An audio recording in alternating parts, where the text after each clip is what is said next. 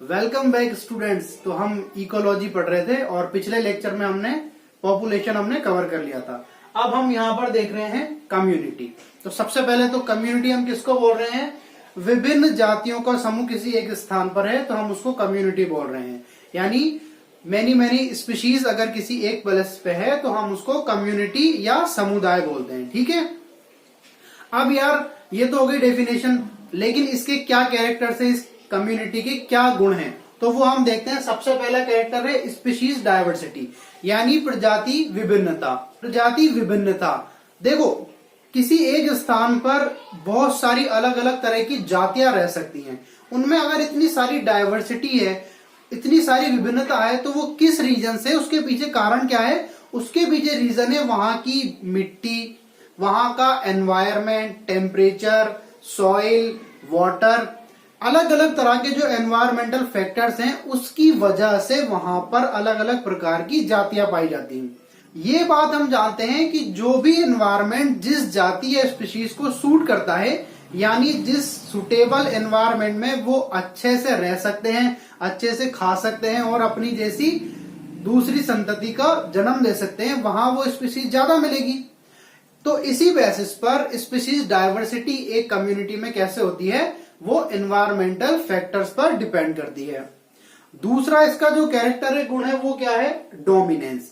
ये बहुत इंपॉर्टेंट है। किसी एक कम्युनिटी में अगर कोई एक स्पीशीज, कोई एक जाति बहुत ज्यादा संख्या में मिल रही है तो वो जाति वहां पर डोमिनेंस शो कर रही है, यानी प्रभाविता को दर्शा रही है। तो क्या होता है, वो जो कम्युनिटी है, पूरी कम्युनिटी, वो कई बार उसी जाति के नाम से जानी जाती है। फॉर एग्जाम्पल हम बात करें जैसे हिमालय में, हिमालय की जो कम्युनिटी है उसको पाइनस कम्युनिटी के नाम से जाना जाता है। क्यों?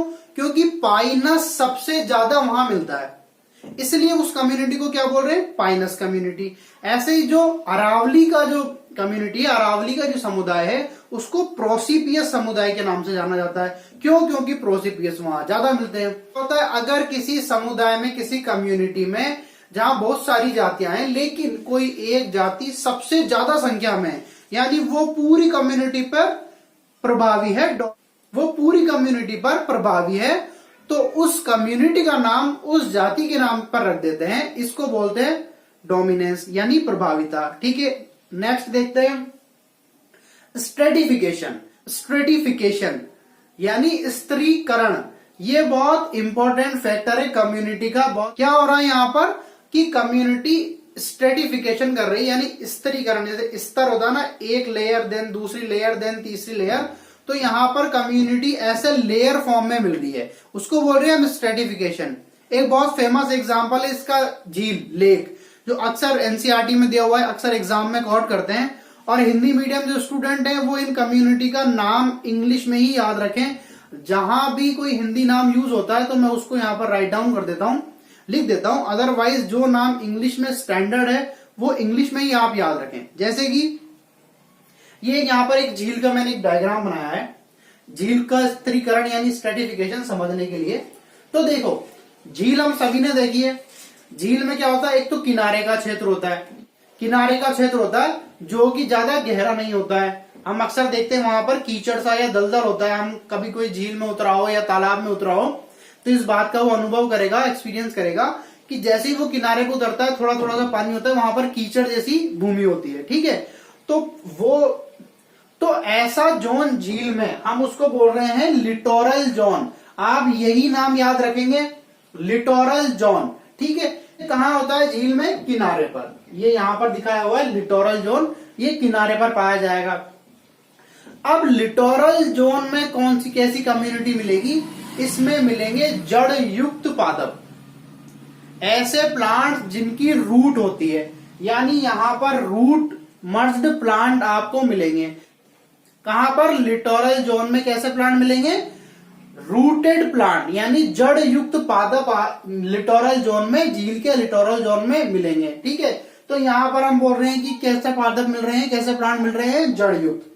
देन उसके बाद हम दूसरे जोन पर आते हैं, वो है लिम्नेटिक जोन। ये लिम्नेटिक जोन कैसा जोन है झील का? ऐसा जोन यानी मध्य का जोन, बीच में, जहां पर सनलाइट इजीली पहुंच रही है, आसानी से सनलाइट पहुंच रही है। सनलाइट, सूर्य का प्रकाश बहुत अच्छी तरह से जिस जोन तक पहुंचता है उसको हम बोल रहे हैं लिम्नेटिक जोन। यही नाम आप याद रखेंगे। तो लिम्नेटिक जोन में क्या हो रहा है, सनलाइट, सूर्य का प्रकाश बहुत अच्छी तरह से पहुंच रहा है। ये बीच वाला एरिया हमने लिम्नेटिक जोन दिखाया है। तो लिम्नेटिक जोन में कैसी कम्युनिटी मिलेगी, लिम्नेटिक जोन में मिलेंगे फाइकोप्लैंक्टॉन्स यानी पादप प्लवक, ऐसे प्लांट जो तैरते रहते। अब यहाँ पर आप देखो कि मिट्टी तो बहुत नीचे, यहाँ पर सिर्फ प्लांट तैर सकता है तो जड़ तो मिलेगी नहीं। ठीक है, कैसे प्लांट सरवाइव करेंगे जो सिर्फ तैर रहे हों, हम क्या बोलते हैं उनको, फाइटोप्लैंक्टन। ठीक है, तो लिम्नेटिक जोन में कैसे प्लांट मिल रहे हैं हमें, फाइटोप्लैंक्टन। अब हम झील का देखते हैं सबसे गहरा हिस्सा यानी सबसे डीप एरिया, जिसको हम बोल रहे हैं प्रोफंडल जोन। इस प्रोफंडल जोन में क्या होता है, सनलाइट नहीं पहुंचती है, बिल्कुल झील का गहरा हिस्सा, नीचे वाला हिस्सा जहां पर सूर्य का प्रकाश या सनलाइट नहीं पहुंच पा रही है। अब यार एक बात सोचो कि जहां पर सनलाइट ही नहीं पहुंच रही है तो वहां पर प्लांट करेगा क्या भाई, प्लांट कैसे होते हैं, ऑटोट्रॉप्स होते हैं। तो प्रोफंडल जोन में जब सूर्य का प्रकाश, सनलाइट पहुंच ही नहीं पा रहा है तो प्लांट फोटोसिंथेसिस कैसे करेंगे और वो वहां अपना डेवलपमेंट कैसे करेंगे। तो यहां पर प्लांट मिल सकते हैं नहीं।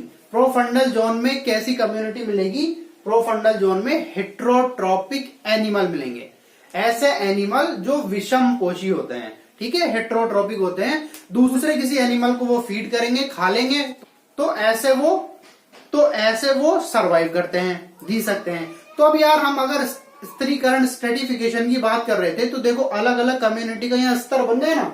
यहाँ तो मिल रहे थे हमें लिटोरल जोन में तो मिल रहे थे हमें रूटेड प्लांट्स। ठीक है, देन उसके बाद हम आए लिम्नेटिक जोन में। लिम्नेटिक जोन में हमें मिल रहे हैं फाइटोप्लैंक्टन। देन उसके बाद हम प्रोफंडल जोन में आए तो यहाँ पर हमें हेट्रोट्रॉपिक एनिमल्स मिल रहे हैं, यानी कम्युनिटी ऐसे ऊपर यहाँ पर अलग कम्युनिटी मिल रही है, देन लिम्नेटिक जोन में अलग कम्युनिटी मिल रही है, देन प्रोफंडल जोन में अलग कम्युनिटी मिल रही है। तो ये हो गया ना स्ट्रेटिफिकेशन, स्त्रीकरण। ऐसा ही स्ट्रेटिफिकेशन हमें देखने को मिलता है जंगलों में, फॉरेस्ट में। और सबसे बेस्ट अगर स्ट्रेटिफिकेशन या स्त्रीकरण का कोई एग्जांपल है, उदाहरण है, तो वो है ट्रॉपिकल रेन फॉरेस्ट।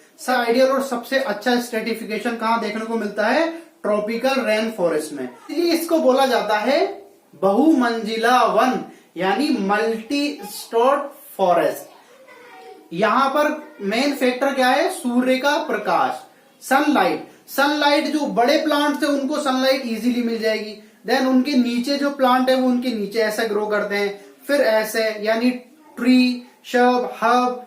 तो एक स्ट्रेटिफिकेशन, स्त्रीकरण हमें बहुत ही क्लियर कट देखने को मिलता है, इसीलिए इनको क्या बोला जाता है, मल्टी स्टोर्ड फॉरेस्ट यानी बहुमंजिला वन।